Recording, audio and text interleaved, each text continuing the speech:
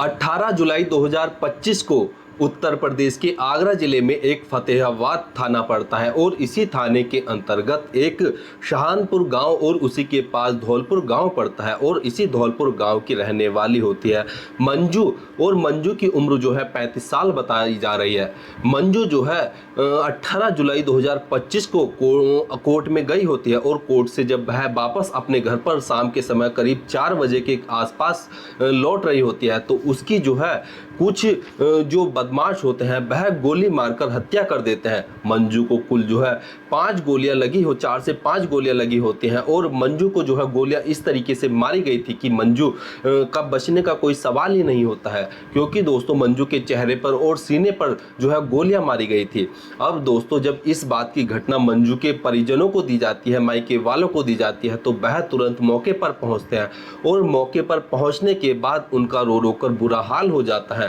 और बुरा हाल होने के बाद वह जो है तुरंत इस पूरे घटनाक्रम की जानकारी अपने नज़दीकी पुलिस स्टेशन में देते हैं। और जैसे ही पुलिस को भी इस पूरे घटनाक्रम की जानकारी मिलती है कि एक 35 साल की महिला को जो है गोली मारकर हत्या कर दी गई है तो पुलिस वाले तुरंत जो है मौके पर पहुंचते हैं और मौके पर पहुंचने के बाद मंजू की डेड बॉडी को अपने कब्जे में लेते हैं और पुलिस वालों की एफएसएल की जो टीम होती है वह भी मौके पर पहुंचती है और जो जरूरी एविडेंस होते हैं उनको भी बरामद करती है और मंजू की डेड बॉडी को पुलिस वाले अपने कब्जे में लेकर उसका पंचनामा कर कर उसे पोस्टमार्टम के लिए भेज देते हैं। साथ ही पुलिस वाले मौके से जो है कुछ खाली कारतूस भी जो है बरामद करते हैं जिनको वह एविडेंस के तौर पर जो है अपने पास रखते हैं। अब पुलिस वाले मंजू के परिजनों से जो है जब पूछताछ करते हैं कि आखिर तुम्हारी किसी से लड़ाई थी, किसी से रंजिश थी या किसी से दुश्मनी थी, तो यहाँ पर जो मंजू के परिजन होते हैं वह पुलिस वालों को बताते हैं कि साहब जो मेरी बेटी मंजू थी उसकी शादी 14 साल पहले राजस्थान के रहने वाले मनोज उर्फ चरण सिंह के साथ कर दी थी। चरण सिंह जो था वह राजस्थान में सीआरपीएफ का जवान है और वहीं पर वह ड्यूटी करता है। अब जो मेरी बेटी थी मंजू और जो मनोज था उनकी शादी जब 7-8 साल बीतते हैं तो तब तक तो सब कुछ ठीक रहता है, लेकिन उसके बाद से लड़ाई झगड़ा शुरू हो जाता है जिसके चलते जो मंजू होती है वह अपने पति के घर को छोड़कर जो है अपने मायके में आ जाती है और मायके में आकर ही रहने लगती है। शादी के बाद मंजू को जो है 3 बच्चे भी होते हैं जिनमें से जो बड़ा बेटा अमन होता है उसकी उम्र 11 साल बताई जा रही है और अमन अपने पिता मनोज के घर पर ही उनके साथ रहता था। और दोस्तों जो दूसरे नंबर का बच्चा होता है वह 9 साल का है और वह एक बेटी है जिसका नाम मोहिनी है और एक 7 साल का बेटा है जिसका नाम आरके बताया जा रहा है। अब दोस्तों जो मंजू थी जब वह अपने पति से लड़ाई झगड़ा करने के बाद जो है अपने मायके में रहने लगती है तो वह अपने पति के ऊपर तलाक का केस जो है कोर्ट में दर्ज करवा देती है। साथ ही साथ वह अपने दोनों बच्चों के लिए गुजारा भत्ता की भी जो है केस कोर्ट में दर्ज कराती है, जिसके चलते अक्सर जो मंजू थी वह कोर्ट में जाया करती थी और कोर्ट में जाने के बाद वह अपने घर आ जाया करती थी, जिससे कि सभी को उसका पता होता था कि मंजू कोर्ट में जाती है और इस शाम के समय जो है वह घर वापस आती है। और इसी के चलते जो उसके 2 केस चल रहे थे तो इसी के चलते 18 जुलाई 2025 को भी मंजू कोर्ट गई होती है, लेकिन जब वह शाम के 4 बजे के आसपास वापस घर लौट रही होती है तो वह जैसे ही अपने गांव से लगभग 1-2 किलोमीटर की दूरी रहती है तो वह अपनी बेटी मोहिनी के पास कॉल करती है और मोहिनी से बताती है कि वह जल्दी घर पर पहुंचने वाली है तो तुम शाम के खाने की तैयारी शुरू कर दो और हम दोनों जो है शाम का खाना आकर घर पर बना लेंगे। तो इतना ही जब मोहिनी सुनती है तो तभी उसको फोन पर जो है कुछ गोलियों की तड़तड़ाहट की आवाज सुनाई देती है और जब वह अपनी माँ को माँ कहकर बुलाती है तो उसकी माँ जो है कोई भी जवाब नहीं दे रही होती है, जिससे मोहिनी जो होती है वह काफी ज्यादा डर जाती है और वह इस बात को अपने जो उसके नाना नानी होते हैं, जो उसके अन्य परिजन होते हैं, उन सभी को बताती है। और दोस्तों इतनी ही देर में कोई व्यक्ति भागता हुआ मंजू के परिजनों के पास आता है और उन्हें बताता है कि तुम्हारी बेटी को उस जगह पर गोली मार दी है। तो जैसे ही यह बात मंजू के परिजन सुनते हैं, बेटी सुनती है, बेटा सुनता है तो तुरंत वह उस जगह पर भागकर पहुंचता है जहां पर मंजू को गोली लगी होती है। और जैसे ही वह मंजू को देखते हैं तो उनका रो रो कर बुरा हाल हो जाता है और वह जो है सीधा सीधा आरोप जो थे मंजू के पति मनोज के ऊपर लगाते हैं, क्योंकि यहाँ पर जो मंजू थी उसने अपने पति से जो बच्चों के गुजारा भत्ते के लिए 11,000 रुपए की मांग की होती है और जब वह 11,000 रुपए दे रहा था तो उसने अपनी पत्नी को भी धमकी दी थी कि तुम यह अच्छा नहीं कर रही हो और तुम्हें मैं 11,000 नहीं दूंगा, और उसने मंजू को धमकाया भी था।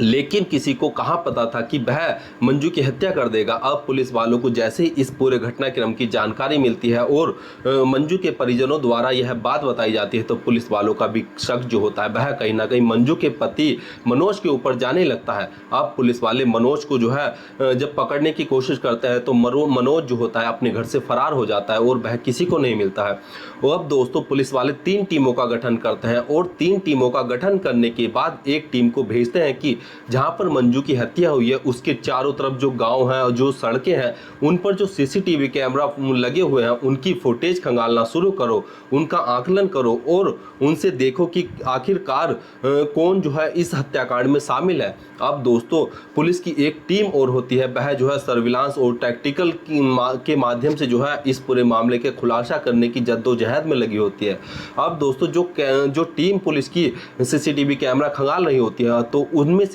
एक जो है उस समय जिस समय मंजू को गोली मारकर उसकी हत्या की गई थी तो उस समय ही एक लड़का बाइक पर सवार होकर जो है मुंह पर कपड़ा बांधकर जो है एक सीसीटीवी कैमरे से गुजरता हुआ दिखाई पड़ता है, लेकिन उसका चेहरा पुलिस वालों को कहीं पर भी नहीं दिखाई देता है, जिसके चलते पुलिस वाले और सीसीटीवी कैमरा खंगालना शुरू कर देते हैं। और ऐसे ही करते करते पुलिस की जो टीम होती है वह 200 से लगभग 500 सीसीटीवी कैमरा फुटेज जो होती है उनको खंगालती है और एक सीसीटीवी कैमरे की फुटेज में जो लड़का मुंह पर कपड़ा बांधे हुए था वह अपने मुंह से कपड़ा हटाए हुए दिखता है और उसमें साफ साफ उसका चेहरा दिख रहा होता है। जिसके बाद पुलिस वाले उस लड़के की जो वीडियो होती है, जो सीसीटीवी फुटेज होती है उसको अपने पास रखते हैं और अपने फ़ोन में भी डाल लेते हैं।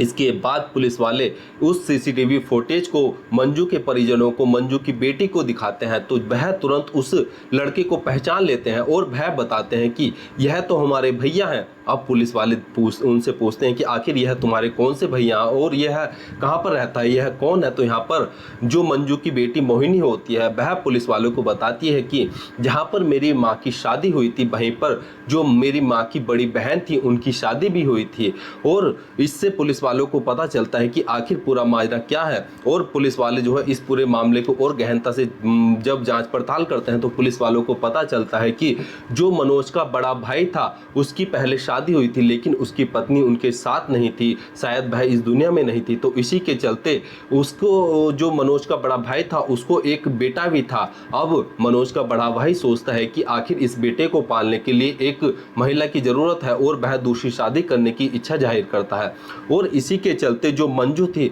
और जो मंजू के परिजन थे तो उनकी 2 बेटियां थी जिनमें से बड़ी बेटी होती है और दूसरी मंजू होती है। तो वह एक ही दिन जो होता है वह मनोज और मनोज के बड़े भाई की शादी जो है, मनोज की शादी तो मंजू से कर दी जाती है और जो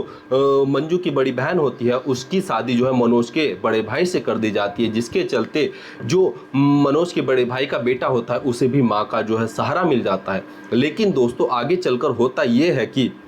जो मंजू की बड़ी बहन होती है वह किसी अन्य पुरुष के साथ मिलकर जो है अपने पति की हत्या करा देती है और हत्या कराने के बाद जो है पुलिस उसको जो है इस पूरे मामले में जो है गिरफ्तार करती है। और जो उसका एक व्यक्ति हो उसके साथ जो एक व्यक्ति और जो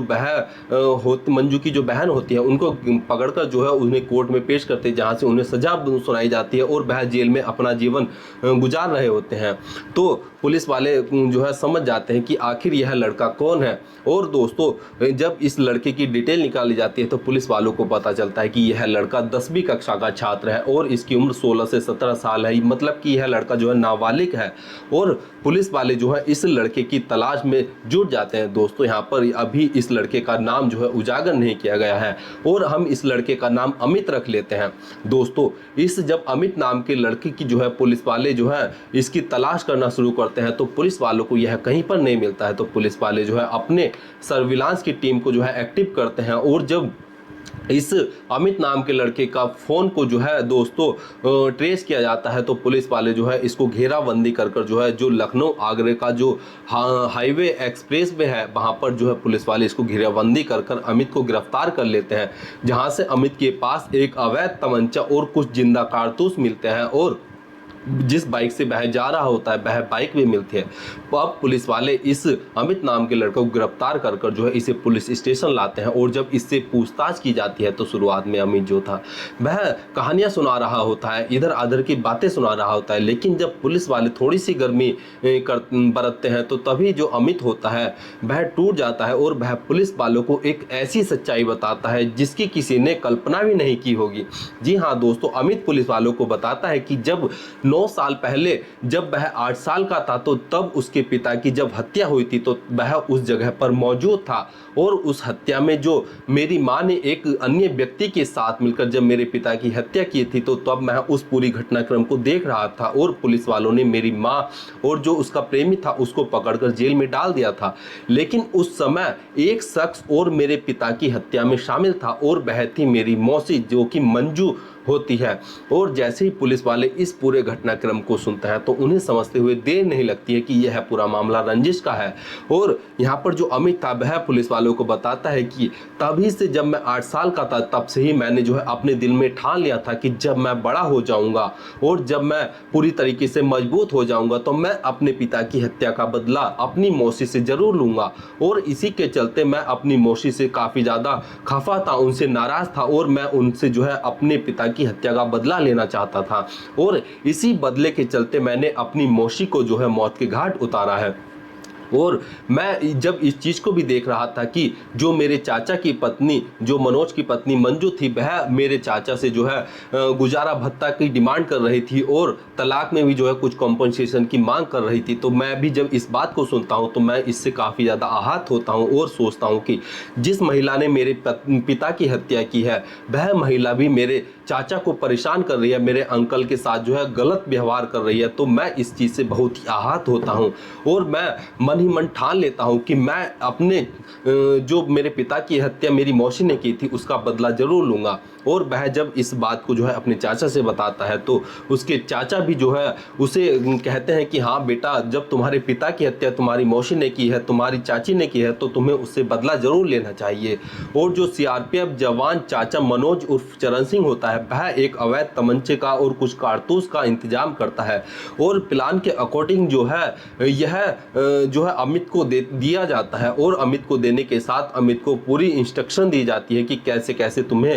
अपनी मौसी मंजू देवी की हत्या करनी है। और इसी के चलते जो अमित था वह 1 जुलाई 2025 को भी अपनी मौसी मंजू को जो है मारने की कोशिश करता है, लेकिन उस दिन वह इस हत्याकांड को अंजाम नहीं दे पाता है। लेकिन 18 जुलाई 2025 को जब मंजू कोर्ट से वापस घर आ रही होती है तो पूरी रैकी करने के बाद जो अमित होता है वह अपनी मौसी को गोली मारकर हत्या कर देता है और मौके से फरार हो जाता है। और अब वह भागने की फिराक में था, लेकिन रविवार के दिन यानी कि 27/7/2025 को जो अमित था जब वह आगरा लखनऊ एक्सप्रेस वे पर पहुंचता है तो पुलिस वाले उसे वहां से अरेस्ट कर उसे जेल में ले आते हैं। अब पुलिस वाले जो है जो चरण सिंह है और जो उसका भाई है और जो एक फूफा बताए जा रहे हैं उनकी पुलिस वाले तलाश कर रहे हैं और जल्द ही उन्हें भी पकड़ लिया जाएगा। और इस पूरे हत्याकांड में कौन कौन शामिल है उन सभी की जो है शिनाख्त की जाएगी और उन सभी को जो है सजा मिलेगी। लेकिन दोस्तों, किसी ने नहीं सोचा होगा कि एक 8 साल का मासूम बच्चा जिसके सामने उसके पिता की हत्या की जाती है तो वह अपने मन ही मन में सोचता है कि वह अपने पिता की हत्या का बदला जरूर लेगा। और वह जब बड़ा होता है और जब वह मजबूत हो जाता है तो वह अपनी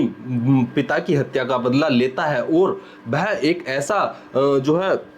हत्याकांड करता है जिसकी किसी ने कल्पना नहीं की होगी और वह जो है अपनी मौसी की जो है गोली मारकर हत्या कर देता है। और इस पूरे हत्याकांड में जो है इस अमित नाम के लड़के का चाचा भी शामिल होता है। दोस्तों, इस पूरे घटनाक्रम को सुनाने का उद्देश्य किसी की भावनाओं को ठेस पहुंचाना या दुख पहुंचाना नहीं है, बल्कि जागरूक करना है, सचेत करना है। धन्यवाद। और दोस्तों, आपको बता दूं कि जो मैंने यह अमित नाम रखा है यह कोई असली नाम नहीं है, यह एक कथित तौर पर रखा हुआ नाम है और इस कथित तौर पर रखे हुए नाम को कोई असली नाम न समझे।